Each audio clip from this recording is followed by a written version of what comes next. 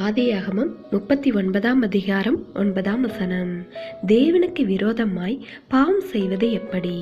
கிறிஸ்துவுக்குள் அன்பானவர்களே, கவர்ச்சிகரமான பாவத்திற்கேற்ற சூழ்நிலையை தேவனுக்கு பிரியமற்றது என்ற ஒரே காரணத்திற்காக யோசேப்பு அப்படிப்பட்ட சூழ்நிலையை எதிர்த்து நின்றான்.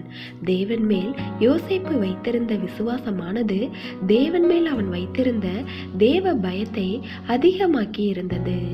எனவேதான் தன்னை ஈர்க்கக்கூடிய ஒரு பாவத்தை தன்னுடைய எதிரியாக காணுகின்ற கண்களை பெற்று அதனை முழு தீவிரமாக எதிர்த்து போரிட்டான்.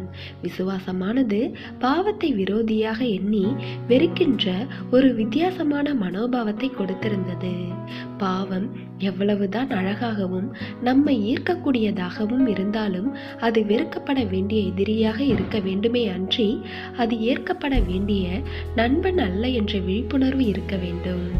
யோசேப்பு தன்னுடைய சூழ்நிலை பாவம் செய்வதற்கு ஏதுவானதாகவும் அதை தவிர்க்க முடியாததாகவும் இருந்தாலும் யோசேப்பு அதை செய்யவில்லை.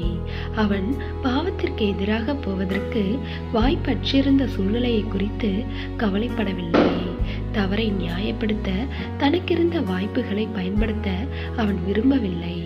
தன்னுடைய மாம்ச இச்சைகளை நிறைவேற்றுவதை விட தேவனுடைய பரிசுத்தத்தின் மேல் பிரியம் வைப்பதே அவனுடைய பிரதான விருப்பமாய் இருந்தது.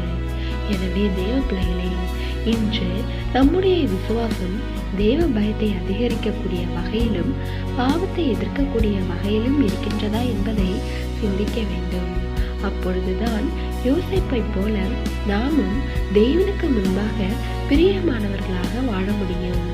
அப்பொழுது தேவனுடைய நாமம் நம்முடைய வாழ்க்கையில் மகிமைப்படும். தேவனுடைய கிருபையும் இரக்கமும் உங்கள் அனைவரோடும் இருப்பதாக. ஆமென்.